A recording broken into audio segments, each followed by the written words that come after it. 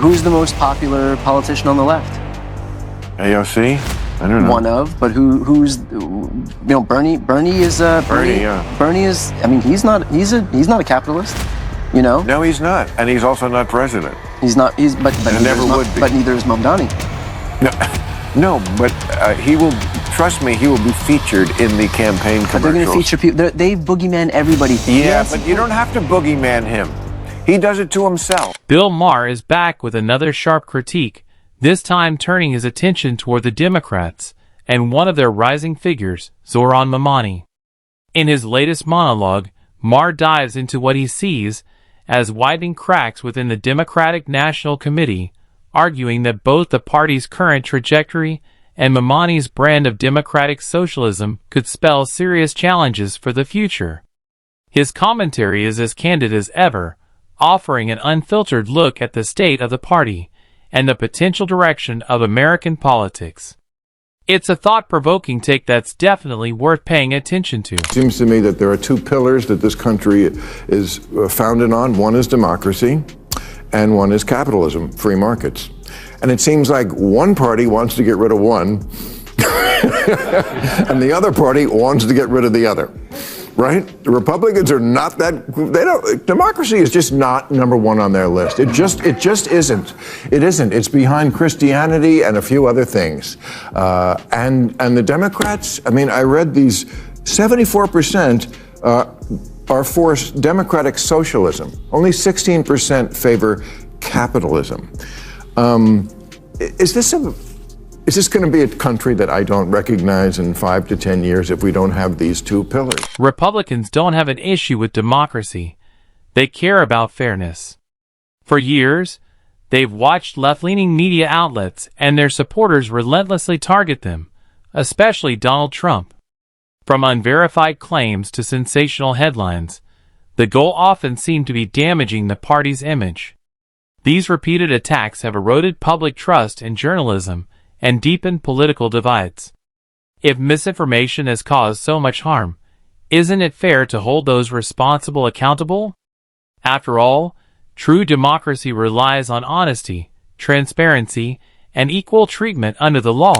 If we don't, I mean, where are the Democrats going with this? If Mamdani is the face of the Democrats on the East Coast and Katie Porter is the face on the West Coast, I don't know if that's great politically for that part. Bill Maher highlights key debates shaping America's future through figures like Zohran Mamdani and Katie Porter. Mamdani's democratic socialist vision includes rent freezes, public ownership, free transit, and higher taxes on the wealthy, ideas some see as idealistic but heavy on government control. Porter, meanwhile, supports allowing transgender-identifying men in women's sports, focusing on inclusion and equality. While both promote fairness and progress, Maher suggests their agendas raise deeper questions about practicality, fairness, and the balance between compassion and realism in American politics. Who the mayor of New York is doesn't matter. Let me play devil's advocate for a second. Do you think, let's say, on the seize the means of production, do you think that the mayor, that one person, if he is a democratic socialist, do you think that he would have the power and influence to be able to, usher in socialism? He definitely has the power and influence to elect J.D. Vance or whoever is the Republican candidate next time. It is a walking commercial for the Republican Party nationally. The Republicans are going to... When you let the Democrats, socialists, and now they're actually calling themselves socialists, when you let them take over a major American city, this is what you get. The state-run grocery stores, which worked so well in Cuba and the Soviet Union and Venezuela. Bill Maher warned that electing Zohran Mamdani could hand the presidency to J.D. Vance or another GOP contender, and he may be right. Many voters hesitate to embrace socialism, wary of its real-world impact. When Democrats drift too far left, moderates and independents often swing the other way. Maher's point is clear. Backing figures like Mamdani could cost the party crucial middle ground voters, turning the 2028 race into an easy GOP victory. Mamdani's rise isn't just local. It's a warning for Democrats nationwide. Trust me, he will be featured in the campaign commercials. But they're going to feature people. They've boogeyman everybody. Yeah, but you don't have to boogeyman him. He does it to himself. But they'll do it regardless. Nancy Pelosi, Hillary Clinton, Gavin Newsom. Yeah, but they make anybody into boogeyman. It has. I think it was just have more weight when it's real. Mamdani's vision of a socialist-style state sounds appealing, but raises concerns about freedom, stability, and practicality. His ideas attract a small base yet alienate many voters who see them as unrealistic or divisive. In today's politics, perception is everything, and Mamdani's rhetoric often feels too radical for most Americans, making national leadership a distant goal. You don't have to boogeyman him. He does it to himself. But they'll do it regardless. Nancy Pelosi, Hillary Clinton, Gavin Newsom. Yeah, but they make anybody into boogeyman. It has. I think it was just have more weight when it's real. I mean, when you can really. The very figures liberals cite as victims of conservative attacks often create their own problems. Gavin Newsom's troubles, for instance, didn't come from the right, but from his own mismanagement during the devastating Palisades fires, where resources were scarce and water was diverted to protect fish habitats instead of homes. Similarly, Nancy Pelosi hurt her own image when reports of alleged insider trading surfaced, earning her millions. It's ironic. While liberal leaders claim to be unfairly targeted, their own actions often tell the story better than any critic could. This must be horrible for a guy like you, who you spent your whole life talking about how government tries to do too much, which it does, and spends too much. And here you have Trump, who is the Republican, who is aggrandizing more power than anybody, as we just talked about. And on the other side, you have the guy running in New York, Mamdani, right? Okay, who's like a straight-up communist. I mean, he is. He talks about, the things that communists say. I mean, he wants free grocery stores, free buses. I want him to win. You want him to win? Yeah. Mamdani's appeal among young Democrats stems more from idealism than experience. Many see socialism as a vision of fairness and equality, but history tells a harsher story: economic collapse, repression, and lost freedom. From the Soviet Union to Venezuela, such systems have repeatedly failed. What seems like equality often hides control and censorship, undermining the very freedoms democracy is meant to protect. I think every 20 years or so, we need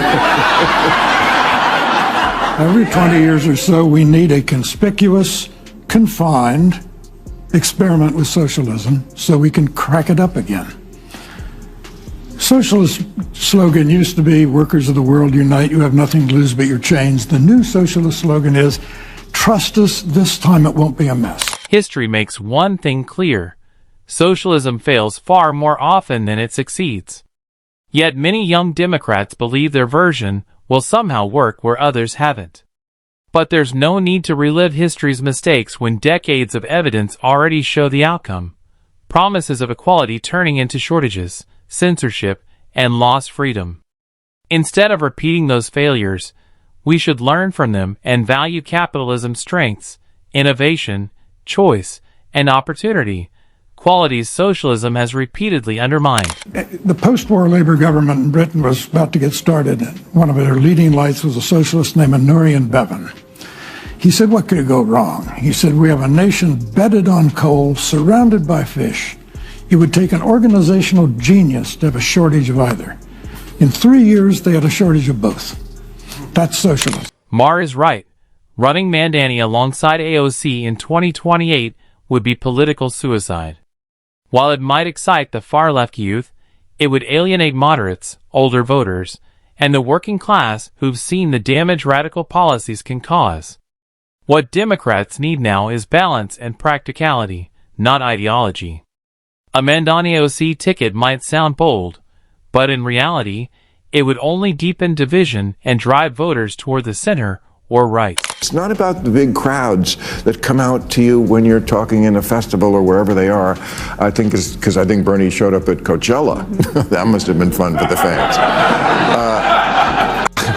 It's who shows up on Election Day. And I just don't see that's the ticket.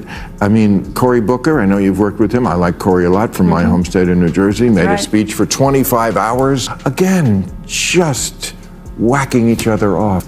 This is just not what's going to get the job done. What the Democrats truly need is a candidate grounded in reality. Someone who understands the daily struggles of ordinary Americans. The party has spent too long caught in echo chambers, debating abstract issues while people worry about rising costs, job security, and making ends meet. Voters aren't focused on ideology. They're focused on survival. To regain trust, Democrats must step outside their political bubbles and listen to diverse voices. They need a leader who blends progressive ideals with practical solutions, connecting emotionally and economically with the nation's real concerns. Thanks for watching. Don't forget to like and subscribe for more content like this.